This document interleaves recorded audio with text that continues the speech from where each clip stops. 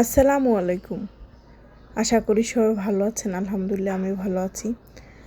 এই শীতের সিজনে কিন্তু অনেক সিম কিনতে পাওয়া যায়। এইভাবে করে যদি সিম ভাঙা রান্না করেন খেতে কিন্তু খারাপ না, ভালোই।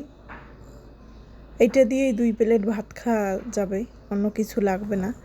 তো এইখানে প্রথমে আমি সিমগুলো চেক করে নিছি ভিতরে যে পোকা আছে নাকি, আর ধুয়ে পরিষ্কার করে আমি ফ্রাই প্যানে দিয়ে দিছি। এখানে পেঁয়াজ দিয়ে দিয়েছি, আর হলুদের গুঁড়া, মরিচের গুঁড়া, আদা বাটা, রসুন বাটা।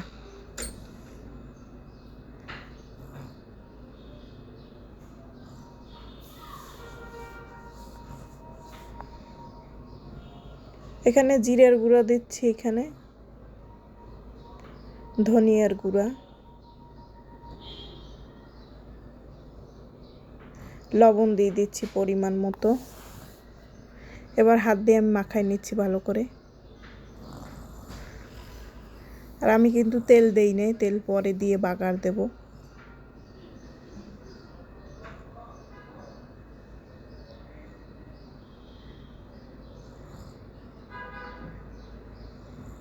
এবার এখানে আমি পরিমাণ মতো পানি দিয়ে দিচ্ছি সেদ্ধ হওয়ার জন্য।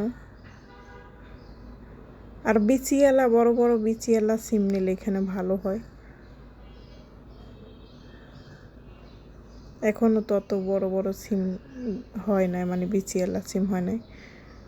তো যাই হোক, এখানে আমি সেদ্ধ করে নিয়ে ঝোলের পানি একবার টানা নিছি, আর সিমগুলো ভাঙিয়ে নিছি কিন্তু।